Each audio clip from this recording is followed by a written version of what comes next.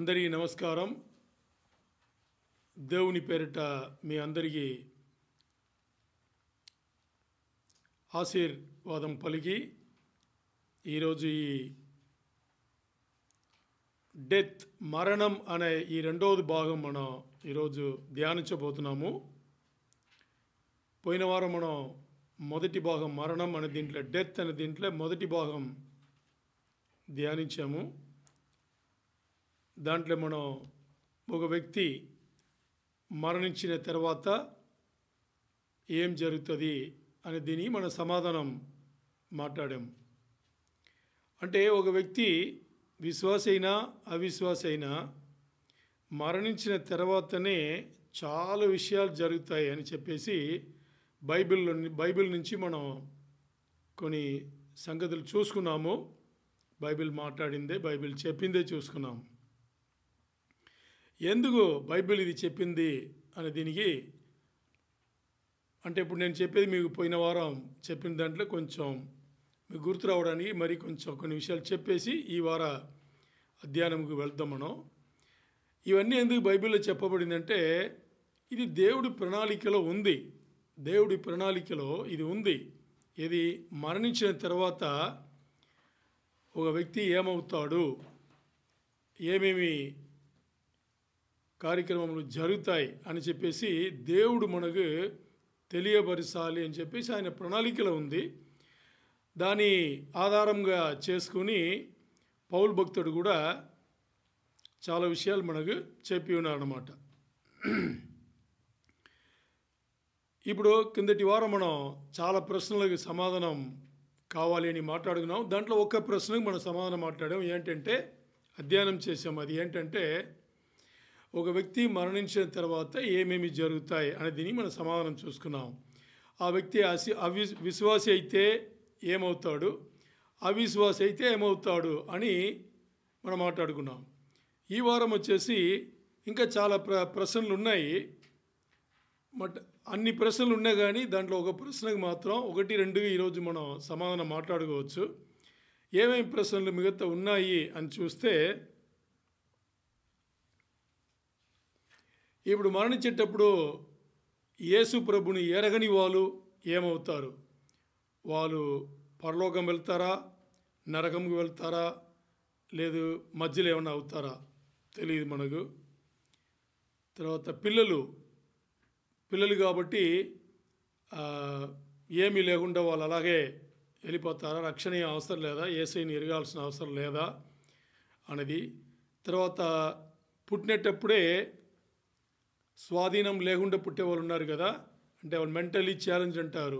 వాళ్ళు ఒకవేళ యేసయ్యని ఎరగకుండా మరణిస్తే వాళ్ళేమవుతారు? ఇలా యేసయ్యని ఎరగకుండా విడవబడేవాళ్ళు, ఈ లోకంలో విడవబడేవాళ్ళు ఇంకా వాళ్ళేమవుతారు? ఇవన్నీ ప్రశ్నలు మనం సమాధానం చెప్తాము. ఈ డెత్, ఈ మరణం అనే ఈ భాగం 1, 2, 3 నుంచి 4, 5 వెళ్తుంది. దీంట్లో మనకి సమాధానం వస్తుంది అని చెప్పేసి మనం మాట్లాడుకున్నాము. ఈరోజు మొదటిగా మనం అధ్యయనం చేయబోయే ప్రశ్న ఏంటంటే మరణించిన వాళ్ళు, విశ్వాసులు మరణించిన వాళ్ళు అంటే మన కుటుంబస్తులు అవ్వచ్చు, మన చుట్టాలు అవ్వచ్చు, మన స్నేహితులు అవ్వచ్చు, లేదు మనం ఎక్కడ ఉన్నామో అక్కడ ఉండి తెలిసిన వాళ్ళు అవ్వచ్చు. విశ్వాసులు మరణించిన తర్వాత వాళ్ళు పరదేశికి వెళ్ళిపోతారు అని మనం చూసుకున్నాం. అంటే వాళ్ళ ఆత్మ, శరీరములు, ఆత్మ, ప్రాణ, ఆత్మలు పరదేశికు వెళ్తుంది. వాళ్ళ శరీరం భూమి కింద పాతిపెట్టబడుతుంది. అలాగే అవిశ్వాస అయితే శరీరం భూమి కింద పాతిపెట్టబడుతుంది. వాళ్ళ ప్రాణాత్మలు నరకం అంటే హేడెస్ అంటాం కదా, అక్కడికి వెళ్తుంది అని మనం మాట్లాడాం. మరి ఈరోజు ప్రశ్న అంతా ఒకటి మనం మాట్లాడుతున్నాం. టైం ఉంటే రెండవ ప్రశ్న వెళ్తాం. మొదటి ప్రశ్న ఏంటంటే యేసయ్యని ఎరిగిన వ్యక్తి, మరణించిన వ్యక్తి, అలా ఎంతమంది యేసయ్యని ఎరిగిన వాళ్ళు మరణిస్తే వాళ్ళు పరలోకంలో దేవుడి దగ్గర ఉంటారు కదా, వాళ్ళకు ఈ భూమిపైనే జరిగే విషయములు తెలుస్తుందా తెలీదా అని దీన్ని మనం ఫస్ట్ సమాధానం చూసుకుందాం.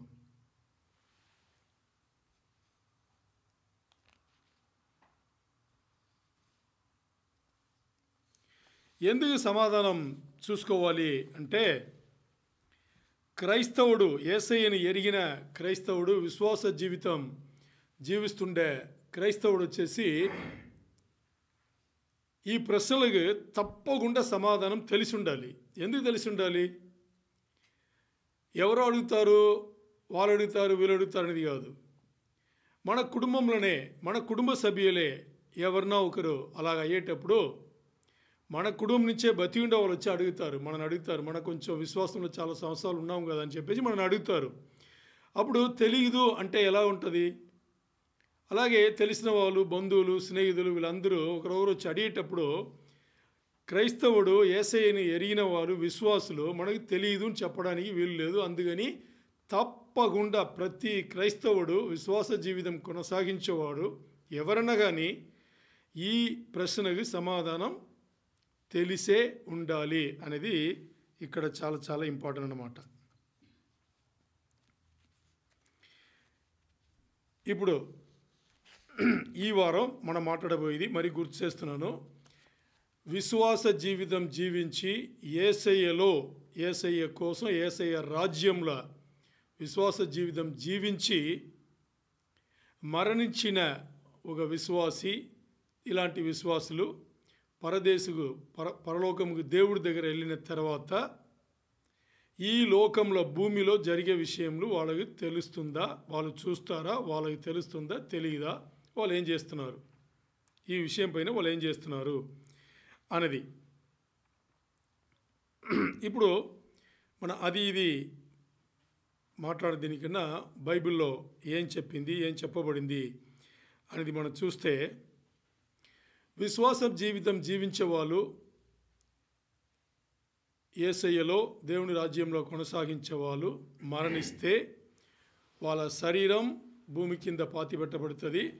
వాళ్ళ ప్రాణ ఆత్మలు పరదేశంలో యేసయ్యతో ఉంటుంది. వీళ్ళ శరీరం ఎప్పుడు మరి ప్రాణ ఆత్మలతో కలుస్తుంది అంటే, అది ప్రభు రాకడలో, ద రాప్చర్ అంటాం కదా, సంఘం ఎత్తబడుడా, అప్పుడు బతికిండే వాళ్ళు, ఈ మరణించిన వాళ్ళు వీళ్ళందరిది ఒకటవుతుంది. మరి యేసయ్యని ఎరగని వాళ్ళు, అవిశ్వాసులు, వాళ్ళకి ఎప్పుడు ఇవన్నీ వాళ్ళకు కూడా అవుతుంది. ఎప్పుడు అవుతుంది అంటే, వాళ్ళ శరీరం భూమి కింద పాతిపెట్టబడుతుంది, వాళ్ళ ప్రాణాత్మలు నరకంలో ఉంటుంది.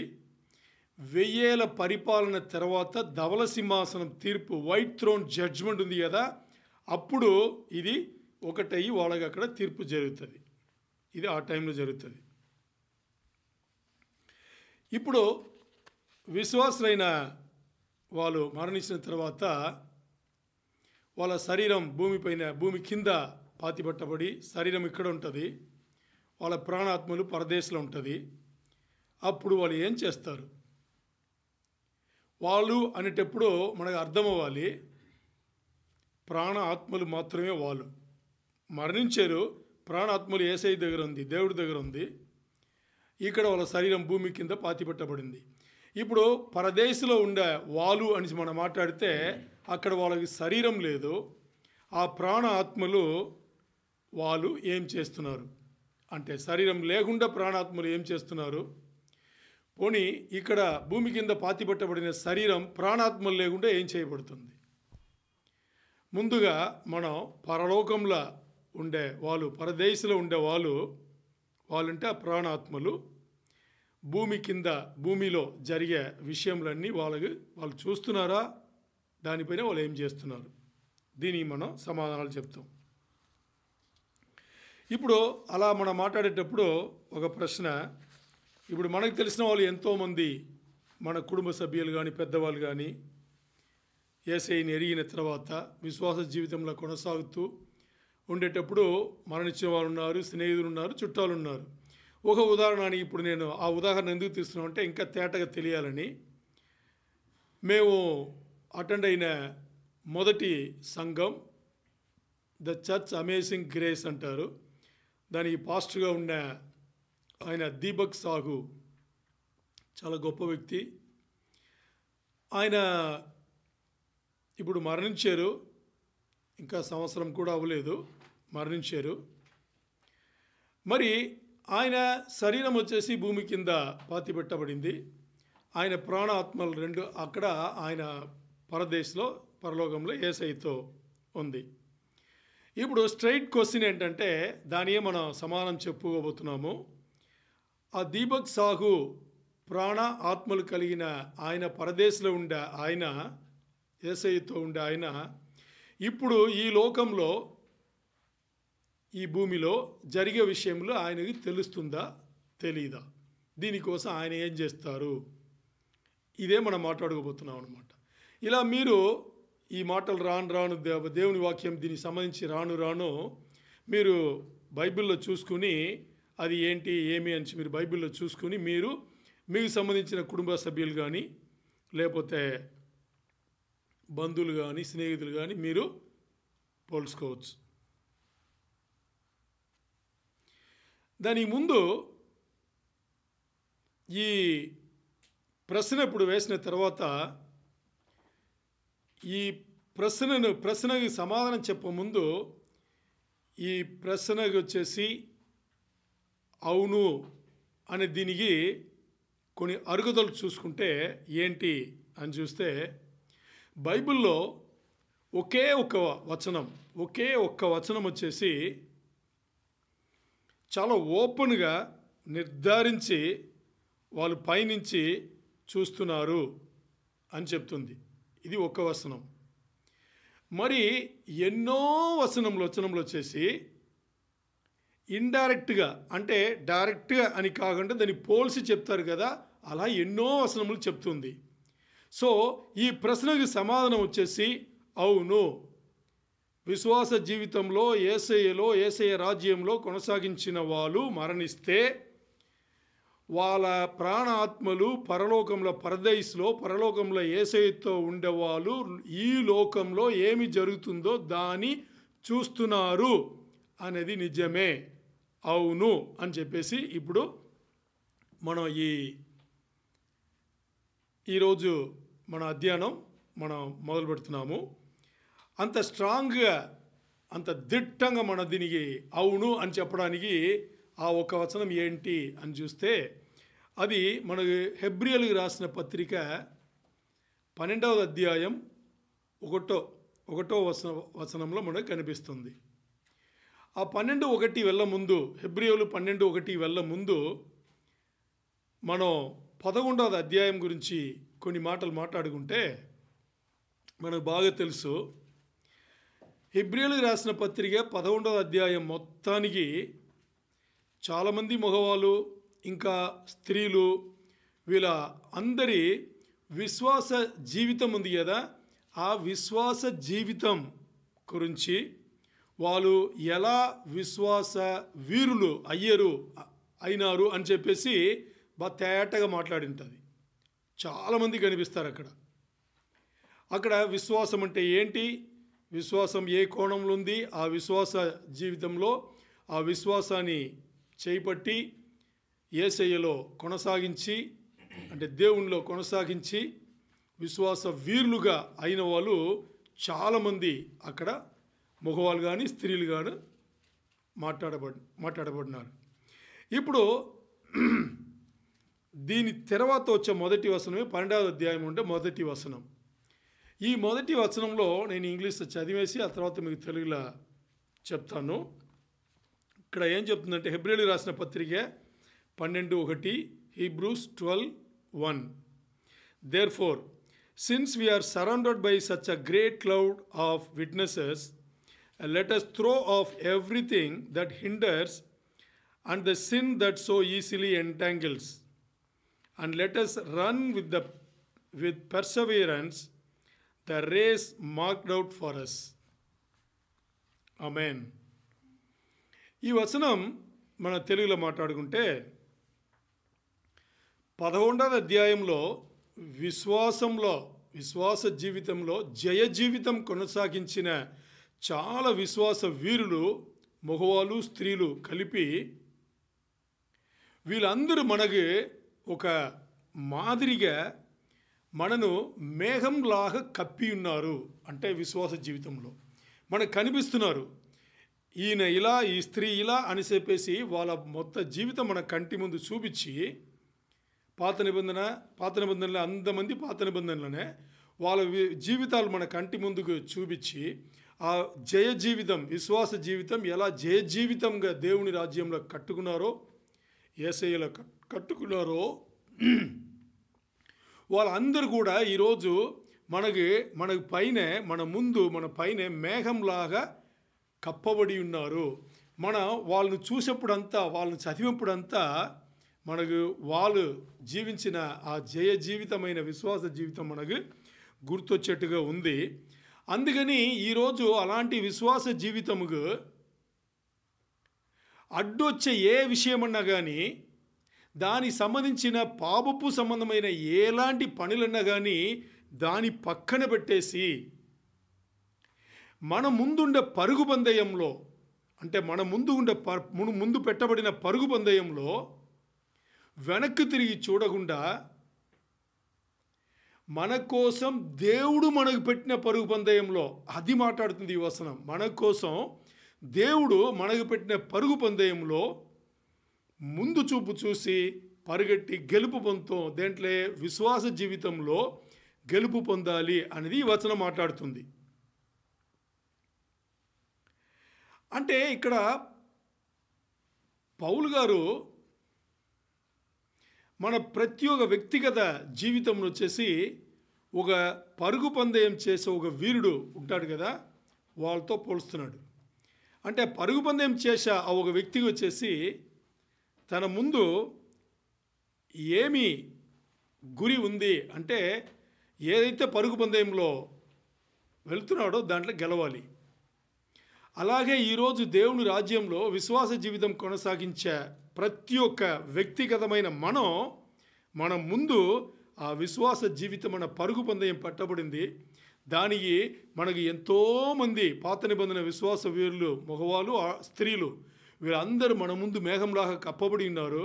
సో మన ముందు దేవుడు పెట్టిన పరుగు పందెంలో, ఆ విశ్వాస జీవితంలో మనం కొనసాగించి యేసయ్యని చేరుకోవాలి, పరుగు పందెంలో గెలవాలి, విశ్వాస జీవితంలో గెలవాలి అనేది ఇక్కడ పోలిసి పౌలు భక్తుడు ఇక్కడ మనకు చెప్తున్నారన్నమాట.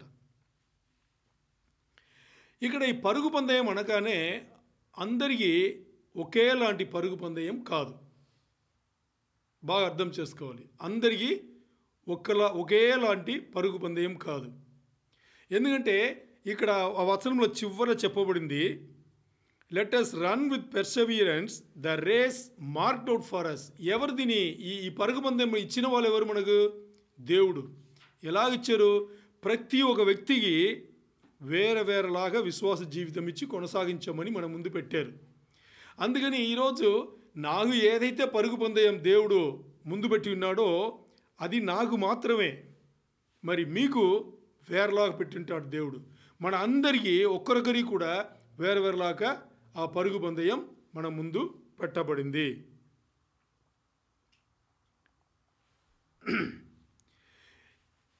ఇది పౌలు భక్తుడు ఎందుకు ఇలా రాయాల్సింది వచ్చిందంటే, పాత రోజుల్లో ప్రతి పట్టణం వచ్చేసి పెద్ద పెద్ద పట్టణం ఉంటుంది. ఆ పట్టణంలో ఆ పరుగు పందెం జరిగేదానికి ఒక మైదానం ఉంటుంది, పెద్ద మైదానం ఉంటుంది, చాలా పెద్దగా ఉంటుంది. ఎందుకంటే పట్టణం కూడా పెద్దది, దాని దక్క ఆ మైదానం కూడా చాలా పెద్దది ఉంటుంది. అంటే దాని ఆంఫీ థియేటర్ అంటారు. ఆ రోజుల్లో దాన్ని ఆంఫీ థియేటర్ అంటారు.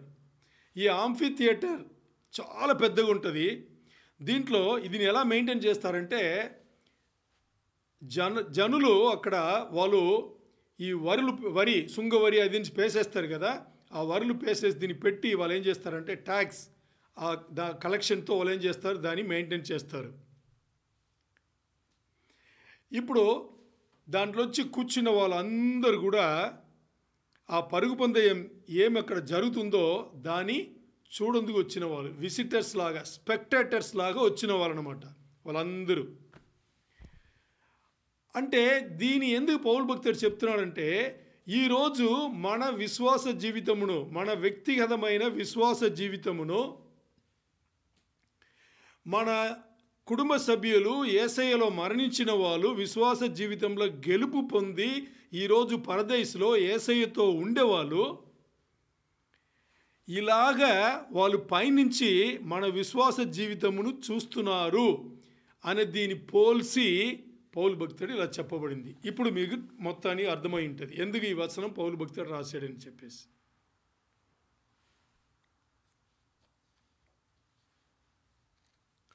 అందుకనే పౌలు భక్తుడు ఏం చెప్పాడంటే, ఆ ముందు విశ్వాస వీరులు, మగవాళ్ళు, స్త్రీలు వీళ్ళందరూ కూడా విశ్వాస జీవితంలో కొనసాగించి గెలుపు పొంది మనకు మేఘంలాగా కప్పి ఉన్నారు, మేఘంలాగా కప్పి ఉన్నారు మనకు గుర్తు చేయడానికి అని చెప్పేసి. అలాగే ఈరోజు మన కుటుంబ సభ్యులు, మన స్నేహితులు, మన బంధువులు వీళ్ళందరూ కూడా యేసయ్యలో మరణించిన వాళ్ళు, విశ్వాస జీవితంలో గెలిచిన వాళ్ళు అలాగే మన విశ్వాస జీవితమును చూస్తున్నారు. ఇప్పుడు ఆ ఉదాహరణకి వచ్చేటప్పుడు ఇక్కడ ఈ వచనంలో సాక్షులన్స్ ఉంది, విట్నెసెస్ అని ఉంది హెబ్రీయులు 12:1. ఈ విట్నెసెస్ అని దీనికి గ్రీక్ పదం వచ్చేసి మర్టూస్ అని చెప్పి. మర్టూస్ అంటే దానికి రెండు విధమైన అర్థములు ఇస్తున్నారు. ఒకటి, ఇప్పుడు కోర్టు కేసు మనకు అందరికీ తెలుసు. ఒక కోర్టులో ఒక వ్యక్తి వెళ్ళి సాక్ష్యం ఇస్తున్నాడంటే ఆ సాక్ష్యం ఇచ్చే బోన్ నుండి మాట్లాడితే ఆయన ఏం మాట్లాడతారంటే, ఫస్ట్ ఆ అడ్వకేట్ లాయర్ వచ్చేసి వాళ్ళ మతం సంబంధమైన ఒక పుస్తకం ఇచ్చేసి దానిపైన ఒట్టేయమని, ఆ తర్వాత నేను చెప్పేది నిజమే అని చెప్పమని, ఆ తర్వాత ఈ సాక్ష్యం తీసుకుంటారు. ఇది ఆ కేసు సంబంధించిన విషయములలో ఆయన ఏదైతే సాక్ష్యం ఇస్తారో ఆయన చూసింది, ఆయన వినింది, ఆయన చెప్తాడు. ఇది ఒక విధమైన సాక్షి. ఇంకో విధమైన సాక్షి ఎలా ఉంటుందంటే, ఓ ఉదాహరణని ఇప్పుడు నేను నేటివ్లో ఉండేటప్పుడు ఓ వాలీబాల్ మ్యాచ్ చూశాను. వాలీబాల్ మ్యాచ్ చూస్తే అక్కడ ఇండియన్ బ్యాంక్ టీము, తర్వాత జిమ్ఖానా క్లబ్ అని చెప్పేసి ఈ రెండు టీంలు దాంట్లో పార్టిసిపేట్ చేసింది. దీంట్లో ఇండియన్ టీం వాళ్ళు వచ్చేసి చాలా బాగా ఆడుతారు, బాగా పొడవు ఉంటారు, ఎర్రగా ఉంటారు. వాళ్ళు చూస్తేనే వాలీబాల్ ఆడేవాళ్ళు అని మనకు అర్థమవుతుంది, అలా ఉంటారు వాళ్ళు. మరి జిమ్ఖానా క్లబ్ నుండి వచ్చిన వాళ్ళందరూ ఈ తూతుకుడి, అంటే ఇండియాలో తమిళనాడు ఏరియాలో తూతుకుడి అనే ఏరియా నుంచి వచ్చి ఉంటారు.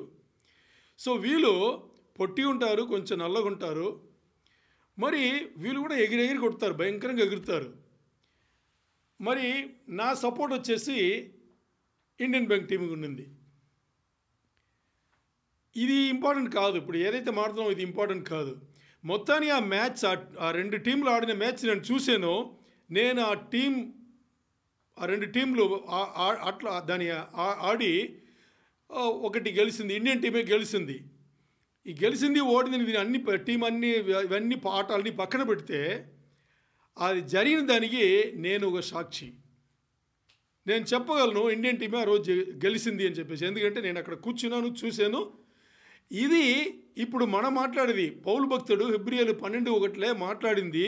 ఈ విశ్వాస వీరులు అందరూ మనను మేఘంలాగా కప్పి ఉన్నారు అని పోల్చి మన విశ్వాస జీవితంను మన కుటుంబ సభ్యులు కానీ, స్నేహితులు కానీ, బంధువులు కానీ యేసయ్యలో మరణించిన వాళ్ళు ఈరోజు పరదేశం నుంచి చూస్తున్నారు అని దీన్ని పోల్చి చెప్పడానికి ఇది చెప్పబడింది.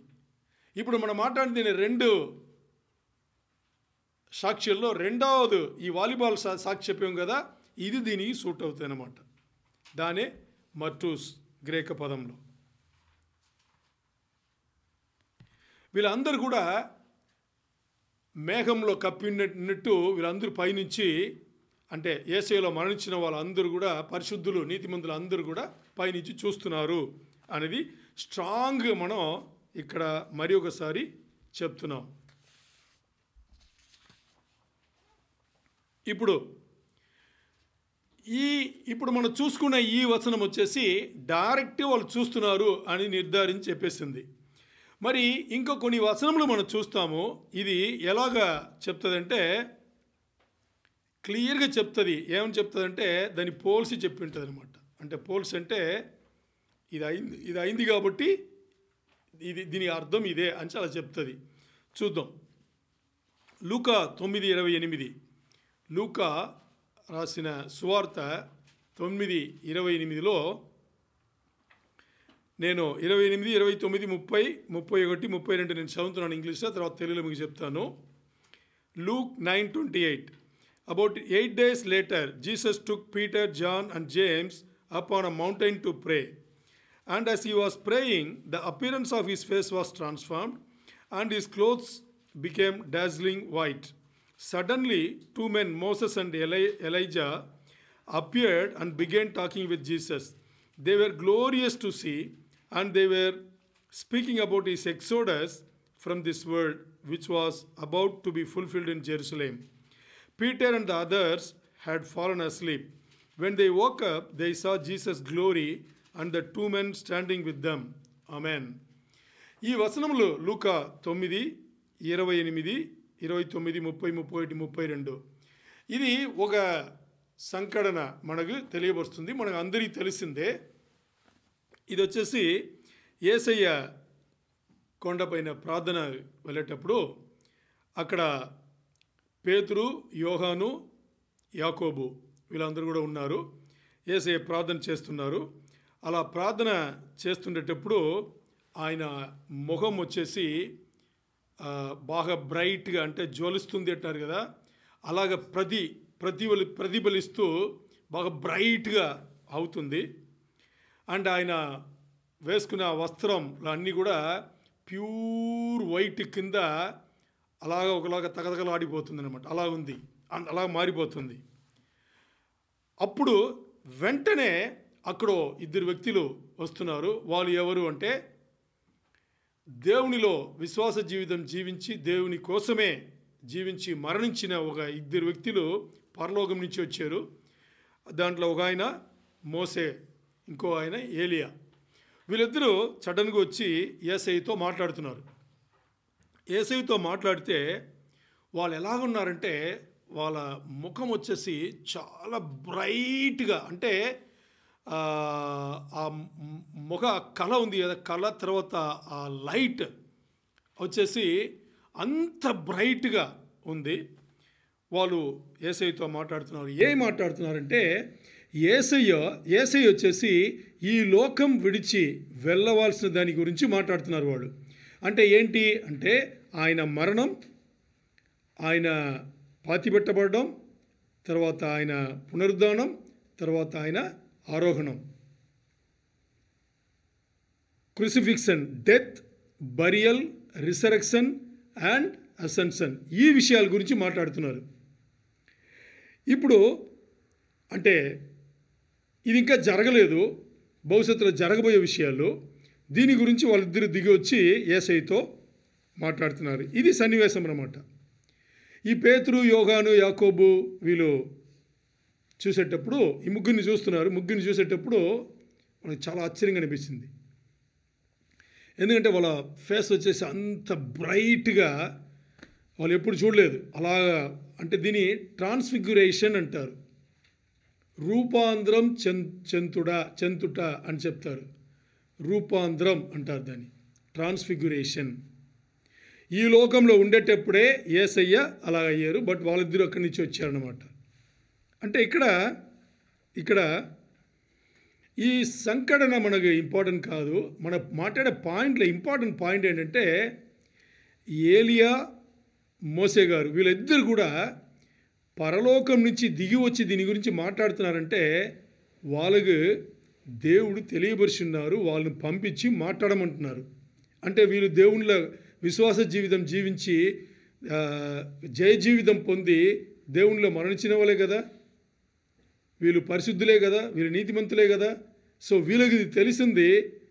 ఇప్పుడు వాళ్ళు అక్కడ ఉండేటప్పుడే యేసయ్య ఇంకా తన జీవితంలో భవిష్యత్తులో ఏమేమి జరగబోతుందో ఇవన్నీ విషయంలో వాళ్ళకి తెలిసింది కాబట్టి వచ్చి యేసయ్యతో మాట్లాడుతున్నారు. అంటే యేసయ్య ఈ లోకం విడిచి వెళ్ళే దాని గురించి బాగా నిర్ధారించి అందరూ మాట్లాడుతున్నారు. చాలా చాలా ఇంపార్టెంట్ ఇది. తర్వాత ఇంకో వచనం మనం చూసుకుంటే ఎందుకు వాళ్ళకి మాత్రం చెప్పిండొచ్చు కదా అని మనకు అనుకుంటే అపోస్తలుకు రాసిన పత్రిక అపోస్తలు కార్యములు దాంట్లో వచ్చేసి 10వ అధ్యాయం 34వ వచనంలో చూస్తే దేవుడు, నేను ఇంగ్లీష్ చెప్పేసి తెలుగు చెప్తాను. Then Peter opened his mouth and said, of a truth I perceive that God is no respecter of persons. దేవుడి దగ్గర ఏ భేదం లేదు అంటున్నాడు.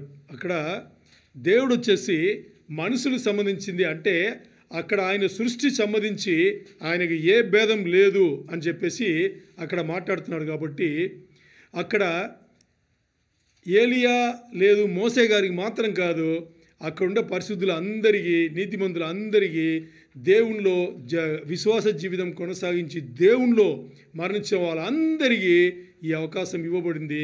వాళ్ళు అక్కడి నుంచి చూస్తున్నారు అనేది మనకు తేటగా అర్థమవుతుంది. అందుకని ఈరోజు ఇప్పుడు దీని ముందు మనం మాట్లాడుకునే ఆ పాస్టర్ దీపక్ సాహు ఆయన వచ్చేసి డెఫినెట్గా ఈరోజు ఇక్కడ ఈ లోకంలో ఆయన ఆ సంఘంలో ద చర్చ్ అమేజింగ్ గ్రేస్ ఆ సంఘం కానీ లేదు ఈరోజు ఆయన ద్వారా దేవుడు ఆయన ద్వారా మాకు రక్షణ ఇప్పించి తర్వాత బాప్టిజం ఇప్పించి మమ్మల్ని ఈ విశ్వాస జీవితంలో కొనసాగించడానికి మొదటి మెట్టేసి కొన్ని చాలా విషయాలు మాకు నేర్పి మమ్మల్ని సిద్ధపరిచిన ఆయన ఈరోజు ఈ అధ్యయనం మనం చేస్తుంటే ఇది ఇలా జరుగుతుందనేసి ఆయన చూస్తూనే ఉన్నారు. దీంట్లో ఏ సందేహం మనకు లేదనమాట.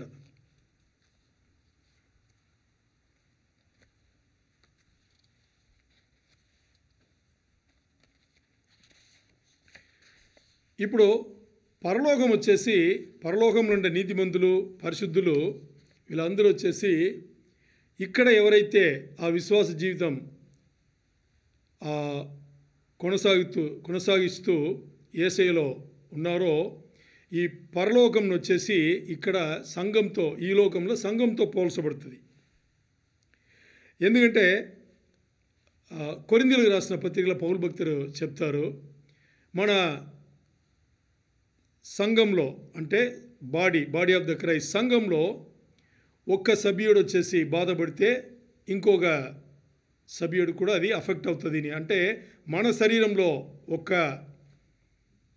లోపల ఉండే ఒక ఇంటర్నల్ ఆర్గాన్ అంటారు కదా, లోపల ఉండే ఆ ఒక్కటి ఏదో ఒకటి పని చేయలేదంటే మిగతాన్నిటికి ఎలా ఇబ్బందో అలాగే సంఘంలో వచ్చేసి ఒక సభ్యుడు ఏమైనా తప్పుడు దారి పాటిస్తే మిగతా అందరికీ కూడా ఇబ్బంది అని చెప్పేసి పోల్స్తారనమాట. అందుకని పరలోకం నుండే నీతిమంతులు పరలోకం ఈ లోకంలో ఉండే ఈ సంఘం వచ్చేసి ఎప్పుడు కూడా పోల్చబడి మాట్లాడుతుంది అనమాట. ఇప్పుడు పరలోకం నుండే వాళ్ళందరూ ఈ విషయంలో అన్నీ చూసి వాళ్ళు సంతోషిస్తున్నారు అనేటప్పుడు ఇలాంటి విషయాలు జరిగే ఈ సంఘంలో మనం కూడా అందరూ ఏం చేస్తున్నాం, సంతోషిస్తున్నాం. ఇప్పుడు ఇంకో వచనంలో మన 1 పేతురు 1:12 1 పీటర్ 1:12 నేను ఇంగ్లీష్ చదివేసి మీకు తెలుగులో చెప్తాను. They were told that their messages were not for themselves but for you and now this good news has been announced to you by those who preached in the power of the Holy Spirit sent from heaven. It is all so wonderful that even the angels are eagerly watching these things happen. చాలా ఆశ్చర్యంగా అనిపిస్తుంది. ఏంటి అంటే ఈ వచనం మనకి చెప్పేది పేతురు 1 పేతురు 1:12 ఈ వచనం మనకి చెప్పేది పాత నిబంధన రోజుల్లో ప్రవక్తలు వాళ్ళకి దేవుడు కొన్ని విషయములు తెలియపరిచి రాయమని చెప్పేటప్పుడు ప్రవచనం చేసిన వాళ్ళు ప్రవక్తలు పెద్ద ప్రవక్తలు కానీ చిన్న ప్రవక్తలు అని వాళ్ళు చెప్పేటప్పుడు ఇక్కడ ఏం చెప్పబడిందంటే మీరు ఇప్పుడు ఏదైతే రాస్తున్నారో ఇది మీకోసం కాదు, ఏదైతే వర్తమానం మీకు ఇచ్చి ఇప్పుడు మేము రాపిస్తున్నామో అది మీకోసం కాదు. ఈ సువార్త వచ్చేసి ఎవరైతే తర్వాత రోజుల్లో వచ్చి పరిశుద్ధాత్మ నింపుదలతో బోధిస్తారో ఉపదేశిస్తారో వాళ్ళ కోసం ఇది అని చెప్పేసి అప్పుడే ఆ ప్రవక్తలకు చెప్పి రాబిచ్చారంట. ఓకే, దీని తర్వాత చూడండి, ఈ ఆశ్చర్యకరమైన విషయంలో ఆ రోజు పరలోకం ఉండే దేవదూతలకు కూడా తెలియని విషయములు. ఈరోజు ఈ బోధ జరుగుతుంది, ఇలాంటి బోధలు జరుగుతుందంటే ఆ బోధలను వచ్చేసి, ఆ ఉపదేశములను వచ్చేసి పైన ఉండే ఆ దేవదూతలు, పరలోకం ఉండే దేవదూతలు చాలా ఆసక్తితో చూస్తారంట, వింటారంట. ఎందుకంటే వాళ్ళకి రాబిచ్చేటప్పుడు, ఆ ప్రవక్తల ద్వారా పుస్తకం రాబిచ్చేటప్పుడు వాళ్ళకి చాలా ఆశ్చర్యం అనిపిస్తుంది. ఇది లేదు కదా, ఓకే ఇంకా జరగబోతుందో ఏమో అని. మరి వాళ్ళ ప్రాణాత్మలకు కానీ వాళ్ళ ఉన్న మహిమ శరీరములకు కానీ నాశనం లేదు కాబట్టి వాళ్ళు అలాగే ఉన్నారు. సో వాళ్ళు ఇప్పుడు జరిగిన అన్ని వాళ్ళు ఆకర్షణతో ఆకర్షింపబడి చూస్తూ ఉంటారంట. పరలోకం చూస్తుంది అని చెప్తే ఇక్కడ చివరి భాగం ఏం చెప్తుంది, వాళ్ళు చాలా ఆశ్చర్యకరంగా వాళ్ళు వేచి ఉన్నారంట. ఈ విషయంలో అన్నీ జరిగితే దాన్ని చూడాలని వేచి ఉన్నారు. పరలోకం నుంచి వాళ్ళందరూ వేచి ఉన్నారు అని ఈ వచనం మాట్లాడితే, ఇప్పుడు దేవదూతలు చూసే ఆ విషయంలో అక్కడుండే పరిశుద్ధులు, నీతిమంతులు, మరణించి వెళ్ళిన వాళ్ళు చూడరా, తప్పకుండా చూస్తారు. సో కొంతమంది ఈ విషయం వచ్చేసి వాళ్ళు నమ్మరు. కొంతమంది బైబిల్ స్కాలర్సే ఈ విషయంలో నమ్మరు. అంటే మరణించిన వాళ్ళు పైనుంచి వారు చూడరు అని చెప్పేసి. దానికి వాళ్ళు చెప్పే సమాధానం ఏంటంటే ఒకే ఒక సమాధానం, దేవుడు వాళ్ళను ఈ లోకం నుంచి విశ్వాస జీవితంలో కొనసాగించి జయ జీవితం పొందిన వాళ్ళను పరలోకం తీసుకెళ్ళిన తర్వాత అక్కడి నుంచి ఈ లోకంలో వాళ్ళ కుటుంబ సభ్యులకు కానీ, వాళ్ళ బంధువులకు కానీ, వాళ్ళ స్నేహితులకు కానీ ఏమన్నా చెడు ఎందుకంటే ఇక్కడ అన్ని చెడువే జరుగుతుంటుంది. వాళ్ళు శ్రమలకుండా, ఇక్కట్లకుండా, ఇబ్బందులకుండా వెళ్తుంటారు. అలా వెళ్తుండేటప్పుడు మరణించిన వాళ్ళు అక్కడ ఉండే వాళ్ళు దాన్ని చూస్తే, ఈ లోకంలో చూస్తే వాళ్ళు బాధపడతారు. అందుకే దేవుడు వచ్చేసి అలాంటి విషయంను దేవుడు వాళ్ళకి అనుమతించాడు అని ఒకే ఒక్క దీన్ని పెట్టుకుని వాళ్ళు ఏం చేస్తున్నారంటే ఇది లేదు అని చెప్పేసి మాట్లాడుతున్నారు. మరి అది టోటల్గా మొత్తానికి అది తప్పుడు బోధ, తప్పుడు నమ్మకం అది. ఎందుకంటే మన దేనినా కానీ బైబిల్నే, పరిశుద్ధ గ్రంథంనే ఆధారపడతాం కాబట్టి మన పరిశుద్ధ గ్రంథం ఏం చెప్పింది అని చూస్తే ఇక్కడ మనం చూద్దాం. ప్రకటన గ్రంథంలో 21:4 నేను మొదటి ఇంగ్లీష్ చదివేసి మీకు తెలుగులో చెప్తాను. Revolution 21:4 He will wipe every tear from their eyes and there will be no more death or sorrow or crying or pain. All these things are gone forever. Amen. ఈ వచనం చెప్పేది చూడండి ఏం చెప్తుంది. ప్రకటన 21:4 దేవుడు వాళ్ళందరి, అంటే ఎవరినైతే విశ్వాస జీవితంలో గెలుపు పొంది ఈ లోకం నుంచి దేవుడు తీసుకెళ్ళి పరదేశంలో వాళ్ళ ప్రాణాత్మలు పెట్టి ఉన్నారో వాళ్ళందరి కంటి నీళ్ళు తుడవబడుతుంది. ఇంక మీద వాళ్ళు కంటి నుంచి నీళ్ళు చిందాల్సిన అవసరం వాళ్ళకి లేదు. ఇంక మీద మరణం అనేది వాళ్ళకి లేదు. వాళ్ళకి ఏ బాధలు లేవు. వాళ్ళు ఇంకా ఏడవలసిన అవసరం లేదు. వాళ్ళకి ఏ నొప్పి కూడా లేవు అని చెప్పేసి ఎవరు చెప్తున్నారు? దేవుడు చెప్తున్నాడు అనమాట. ఇవన్నీ కూడా వాళ్ళ జీవితం నుంచి ఎప్పుడో తొలగించబడింది అని చెప్పేసి దేవుడు నిర్ధారించి అక్కడ చెప్పిన వచనమే ప్రకటన 21:4. అంటే పరలోకం అనగానే మన అందరికీ తెలుసు అక్కడ బాధలు లేవు, ఇబ్బందులు లేవు, హింసలు లేవు, కష్టాలు లేవు, ఏమి లేవని మనకు తెలుసు, అందరికీ తెలుసు. సో అదే దేవుడు కూడా ఇక్కడ చెప్పారన్నమాట. అందుకని వాళ్ళు అక్కడి నుంచి చూస్తారు అనేది ఇక్కడ చాలా చాలా ఇంపార్టెంట్. ఇప్పుడు ఇది ఈ ప్రకటన 21:4 ఏ కాంటెక్స్ట్లో, ఏ సన్నివేశంలో ఇది చెప్పబడింది అని మనం వెనక్కి వెళ్తే ఒక 4 వచనములు చదివితే మనకు తెలుసు. అదే 21 ప్రకటన 21 1 నుంచి 4 నేను చదివి మీకు చెప్తాను. Then I saw a new heaven and a new earth, for the old heaven and the old earth had disappeared, and the sea was also gone, and I saw the holy city, the new Jerusalem, coming down from God out of heaven like a bride beautifully dressed for her husband. I heard a loud shout from the throne saying, "Look, God's home is now among his people.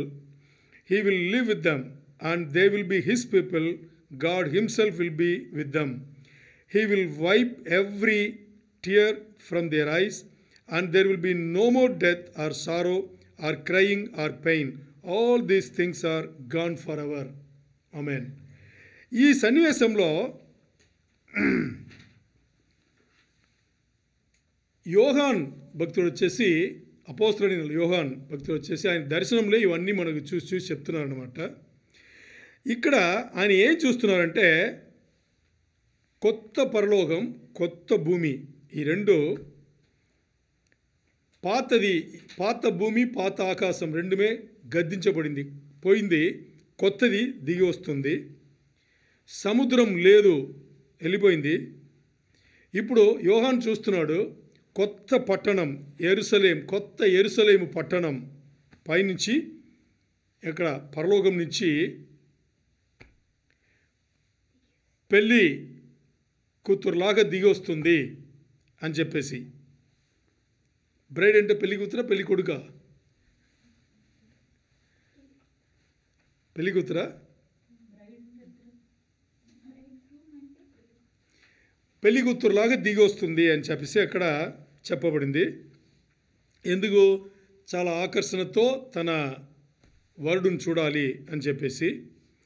So ఇక్కడ ఆ తర్వాత వాళ్ళందరూ అంటే ఆ పరిశుద్ధులు, ఆ విశ్వాసులు, ఆ నీతిమంతులు అందరూ కూడా దేవుని పిల్లలు, దేవుని బిడ్డలు. దేవుడు వాళ్ళ కోసమే, వాళ్ళ మధ్యలోనే దేవుడు నివాసం చేయడానికి వస్తున్నారు. అందుకని ఇంకపై వాళ్ళ కన్నీళ్ళు చిందవు, వాళ్ళకి బాధలు ఉండవు, హింసలు ఉండవు, ఇక్కట్లు ఉండవు, నొప్పి ఉండదు, ఏడాల్సిన అవసరమే ఉండదు, ఏడవలసిన అవసరం ఉండదు అని చెప్పేసి అక్కడ క్లారిటీగా చెప్పబడింది. అంటే పరలోకంలో ఉండేవాళ్ళు దేవుడి దగ్గరే కదా ఉన్నారు.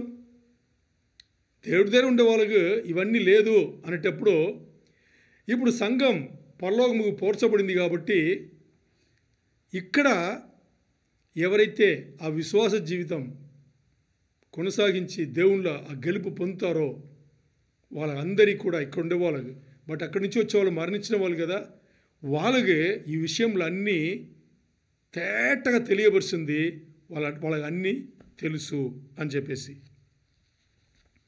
ఇక్కడ ఒక విషయం మనకు గుర్తుపెడితే, ఈ సంతోషం దానికి ముందు ఏముందంట? కంటినీళ్ళు ఉందంట, కళ్ళనిచ్చి నీళ్ళు వస్తుంది అని చెప్తున్నారు. అక్కడ కష్టములు ఉన్నాయి, ఇక్కట్లు ఇబ్బందులు ఉన్నాయని చెప్పింది.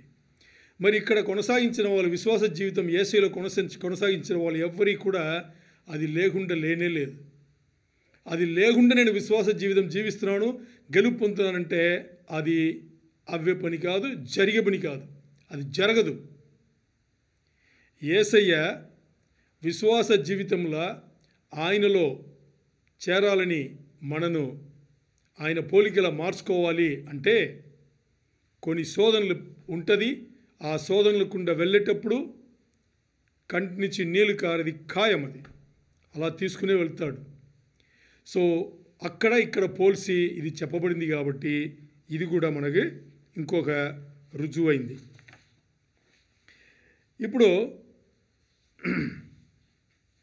చాలా కీలకమైన ఒక వచనం మనం చూస్తున్నాము.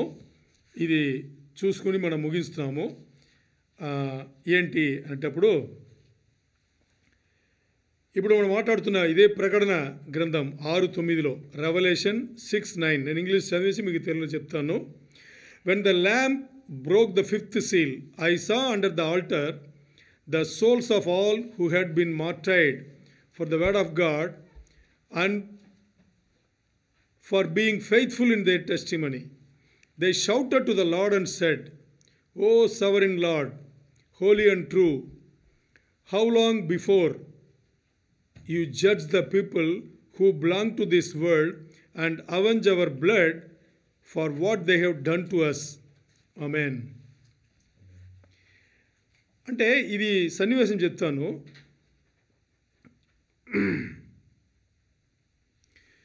అపోస్తలుడైన యోహాను వచ్చేసి ఆయనకి ఇవ్వబడిన పద్మాస్ దీవంలో ఆయనకు ఇవ్వబడిన దర్శనంలో ప్రకటన రాసినప్పుడు 4వ అధ్యాయంలో ఆయన పరలోకము కొనిపోబడతాడనమాట. దర్శనంలోనే పరలోకము కొనిపోబడతాడు. అప్పుడు చూసిన విషయంలో ఇక్కడ ఆయన రాసింది. దీంట్లో అక్కడ ఒక గ్రంథం ఉంటుంది, అంటే స్క్రోల్ అంటారు ఇంగ్లీష్లో, గ్రంథం ఉంటుంది. ఆ గ్రంథంను విప్పవాళ్ళు ఎవ్వరు లేరు అంటారు అక్కడ.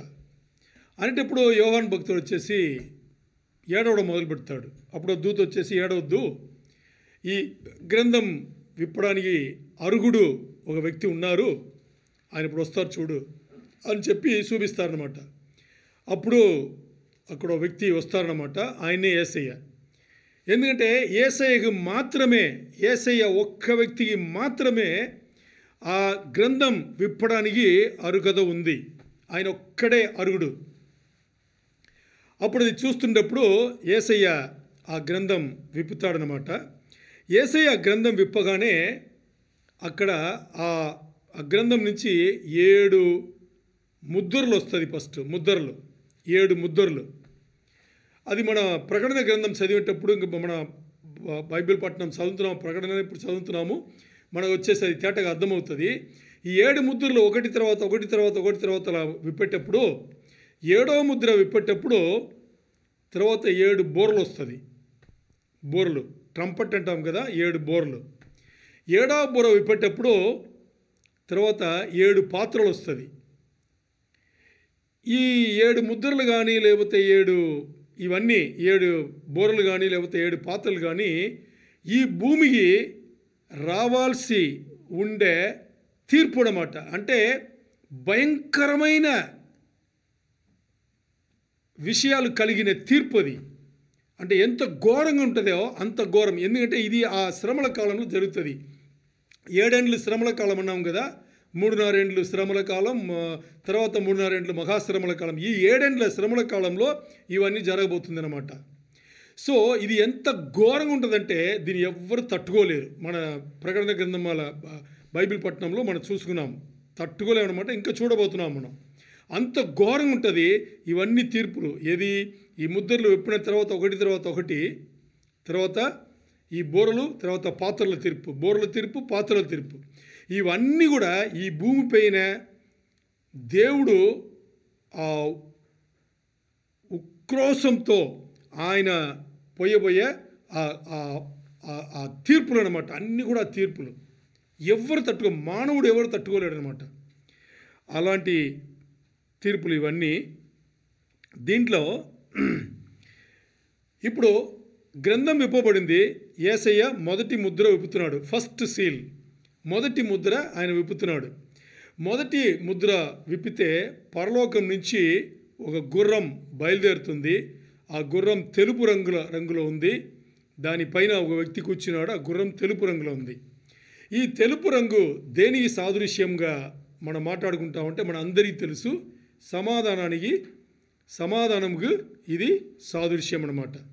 మరి సమాధానం అనగానే యేసయ్య అనుకున్నారో ఏమో, కాదు.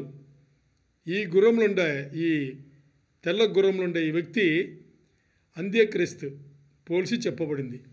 ఈ అంత్యక్రీస్తు ఏం చేస్తాడు? ఈ 7 ఏండ్ల ముందు ఒక సమాధాన ఒడంబడిక ఇశ్రాయేల్తో వేసుకుంటాడు కదా, వేసుకుని వాడే తిరుగుబాటు చేస్తాడు కదా. అందుకని తెల్ల గుర్రంలో, అంటే సమాధానకర్తలాగా వచ్చి మోసం చేసేదానికి అలా వస్తాడు. ఇది మొదటి ముద్ర విప్పేటప్పుడు, ఫస్ట్ సీల్. రెండో ముద్ర విప్పేటప్పుడు రెండవది ఎర్ర రంగు ఉండే గుర్రం, రెడ్ కలర్ అనమాట, ఎర్ర రంగులు ఉండే గుర్రం. దాంట్లో వ్యక్తి కూర్చుంటాడు, బయలుదేరుతాడు పరలోకం నుంచి.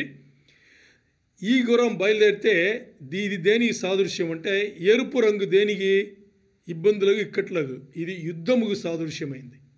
వార్ ప్రపంచమంతా పడుతుంది అనమాట, యుద్ధంలో పడుతుంది, అన్ని యుద్ధంలో పడుతుంది అనమాట. తర్వాత మూడవది ముద్ర యేసయ్య విప్పుతారు, థర్డ్ సీల్. మూడవది ముద్ర విప్పేటప్పుడు అక్కడ నలుపు రంగు గుర్రం బయలుదేరుతుంది, దానిపైన వ్యక్తి కూర్చుంటాడు. నలుపు రంగు దేనికి సాదృశ్యం అంటే కరువుకు సాదృశ్యం, ఫెమైన్స్, కరువు అనమాట. అంటే తినడానికి ఏమి దొరకదు, భోజనం ఏముండదు, తాగడానికి నీళ్ళు ఏముండదు, ఏదైనా అమ్మాలంటే అక్కడ పరిస్థితులు ఉండదు, కొనాలంటే మీ దగ్గర డబ్బున్నా మీరు కొనలేరు, మీ దగ్గర ఆస్తి ఉన్నా మీరు కొనలేరు, ఆస్తిని అమ్మాలన్నా మీరు ఏం చేసుకోలేదు, ఒక్క పూట తినడానికి కష్టమయ్యే రోజులు ఆ రోజులు, 7 ఏండ్ల మహాశ్రమలు. ఈ శ్రమలు ఎందుకు వచ్చిందంటే ఈ ముద్రలు ఒకటొకటి విప్పను ఇక్కడ జరిగేదన్నీ అదే, కొట్టుకుని సస్తారనమాట ఒక్కడొకడు. దాని ముందే సంఘం ఎత్తబడుతుంది, ఎవరు ఉండవు, మనం ఎత్తబడితే మనం అక్కడ పరదేశంలో ఉంటాం. తర్వాత నాలుగవది ముద్ర యేసయ్య విప్పేటప్పుడు ఇప్పుడు పేల్ హార్స్ అంటారు, అంటే పాండురంగ వర్ణం అనే గుర్రం బయలుదేరుతుంది, దానిపైన ఆయన కూర్చుంటాడు. ఈ పాండురంగ వర్ణం దేనికి సాదృశ్యం అంటే మరణముకు సాదృశ్యం, డెత్కి సాదృశ్యం అనమాట. ఎందుకంటే ఈ అన్ని ముద్రలు విప్పను అక్కడ కరువు రాను, యుద్ధములు జరగను, ఇవన్నీ జరగను ఏమైంది, అంత్యక్రీస్తు చాలామందిని చంపడం, ఇవన్నీ జరగను అక్కడ ఎక్కువ ఏముంది, మరణం సంభవించింది. సో ఇదేనమాట. అంటే వీళ్ళందరూ ఈ మరణించే వాళ్ళందరూ ఎవరు, 7 ఏండ్ల శ్రమల కాలంలో మరణించిన వాళ్ళు ఎవరు అంటే వీళ్ళందరూ యేసయ్యను సొంత రక్షకుడుగా ఎరగని వాళ్ళు. ఇంకొక విశ్వాసంలో అంటే యేసయ్య పైన విశ్వాసం పెట్టకుండా ఇంకా వాళ్ళ దేవుళ్ళ పైన విశ్వాసం పెట్టి ఆ విశ్వాసమే దృఢమైంది, స్ట్రాంగ్ అయిందని నమ్మి దాంట్లోనే ఉండి మరణించిన వాళ్ళు వీళ్ళందరూ అని వాక్యం చెప్తుంది. ఇప్పుడు ఈ వాక్యంలో మన చదువుకున్నాం కదా, ప్రకటన 6, 9, 10 చదువుకున్నాం కదా. దీంట్లో చూడండి, ఆ బలిపీఠం కింద, ఆల్టర్ కింద, బలిపీఠం కింద ప్రాణ ఆత్మలు అక్కడ కనిపిస్తుంది అన్నారు కదా. వీళ్ళెవరు అంటే వీళ్ళు పరిశుద్ధులు. వీళ్ళు పరిశుద్ధులు. ఎవరు? యేసయ్యలో విశ్వాసం పెట్టి దేవుని రాజ్యంలో విశ్వాస జీవితం జీవించి గెలుపు పొంది మరణించిన వాళ్ళు ఇప్పుడు అక్కడ పరదేశం ఉండే ప్రాణాత్మలు. వీళ్ళు యేసయ్యతో అడుగుతున్నారు, రిక్వెస్ట్ చేస్తున్నారు. ఏమడుగుతున్నారు అంటే కింద జరిగే 7 ఏండ్ల ఈ శ్రమల కాలంలో, శ్రమలు మహాశ్రమలు, ఈ శ్రమల్లో ఇంత దారుణం జరుగుతుందే, దౌర్భాగ్య స్థితికి వెళ్ళిపోయారే, ఇంకా దేవా యేసయ్య ఎన్ని రోజులు మీరు చూస్తుంటారు, మమ్మల్ని కూడా ఇలాగే చంపారు కదా, ఇలాగే చేసి వచ్చారు కదా, మేము కూడా ఇలా వచ్చాం కదా, మా రక్తంకు వీళ్ళే కారణం కదా, వీళ్ళను ఎప్పుడు రివెంజ్ తీసుకుంటారు, వీళ్ళని ఎప్పుడు చంపి మీరు తొలగిస్తారు, నాశనం చేస్తారు అని చెప్పేసి యేసయ్య దగ్గర అక్కడ వాళ్ళు మాట్లాడింది ఇక్కడ చెప్పబడింది. వాళ్ళు అడుగుతున్నారు, ఓ సవరిన్ లార్డ్, సర్వపాముడైన దైవమా, పరిశుద్ధుడు, నిజమైన వ్యక్తి, నిజాయితీ కలిగిన వ్యక్తి, ఎప్పుడు వీళ్ళపైన తీర్పు తీరుస్తావు అని చెప్పేసి వాళ్ళు అక్కడ అడుగుతున్నారు. అంటే ఇక్కడ మనం ఆలోచన చేస్తే ఇప్పుడు మనం మాట్లాడిన ఈ రుజువులన్నీ కూడా కాదు అని చెప్పడానికి వ్యతిరేకంగా చాలా స్ట్రాంగ్గా అవును అని చెప్తుంది. అంటే మనం మాట్లాడే షరతు ఏంటి, ఈరోజు మనం మాట్లాడే విషయం ఏంటి, మన కుటుంబంలో కుటుంబ సభ్యులు కానీ, లేదు మన బంధువులు కానీ, స్నేహితులు కానీ యేసయ్యలో మారుమనసు పొంది బాప్టిజం తీసుకుని పరిశుద్ధాత్మ నడిపింతో విశ్వాస జీవితంలో కొనసాగించి దేవుని రాజ్యంలో కట్టబడి గెలుపు జీవితం జీవించి మరణించిన వాళ్ళు పరదేశుల ప్రాణాత్మలతో ఉంటారు కదా. వాళ్ళు ఈ లోకంలో ఇప్పుడు జరుగుతుండే ఇంకా జరగబోయే విషయంలో చూడగలరా అనే విషయం గురించి మనం మాట్లాడాము. ఇప్పుడు మనం మాట్లాడిన విషయంలో అన్నీ కూడా, వచనంలో అన్నీ కూడా వాళ్ళు అక్కడి నుంచి ఏమి ఈ లోకంలో జరుగుతుందో దాన్ని చూడగలరు అని నిర్ధారించి చెప్తుంది కాబట్టి వాళ్ళు చూడగలరు. ఇదే ఈరోజు మనం మాట్లాడుకున్నాం. అందుకని ఈరోజు విశ్వాస జీవితంలో ఉండే మనకు వచ్చేసి ఒక గురి, ఒక నిరీక్షణ మనకి కలుగుతుంది. ఎందుకంటే ఇన్ని విషయములు దేవుని రాజ్యంలో ఉంది కాబట్టి మనం కూడా ఈ విశ్వాస జీవితంలో యేసయ్యలో పూర్తి విశ్వాసం పెట్టి లోకం సంబంధించిన ఆకర్షణలు ఇవన్నీ ఉంటూనే ఉంటుంది. ఇది తప్పదు. ఈ లోకంలో బతకడానికి మనకు ఎంత అవసరమో అంతే మనం ఈ లోకంను ముట్టుకుంటాం. మిగతా అన్ని మన జీవితం మనకు జీవించాల్సింది యేసయ్యలో విశ్వాస జీవితం జీవించి ఆ విశ్వాసంను గెలుపు పొందేట్టుగా ఆ మన ముందు ఉంచబడిన పరుగు పందెంలో గెలుపు పొందేట్టుగా మనం పరుగు పందెంలో గెలిచి యేసయ్యను చేరాలి, పరదేశుకు వెళ్ళాలి. మరి యేసయ్య రెండవ రాకడలా ఆయనతో కలిసి రావాలి అనేది మనం ఈరోజు మాట్లాడుతూ ఈ అధ్యాయం దీంతో మనం ముగిస్తున్నాం. Praise the Lord. దేవునికి మహిమ. హల్లెలూయా.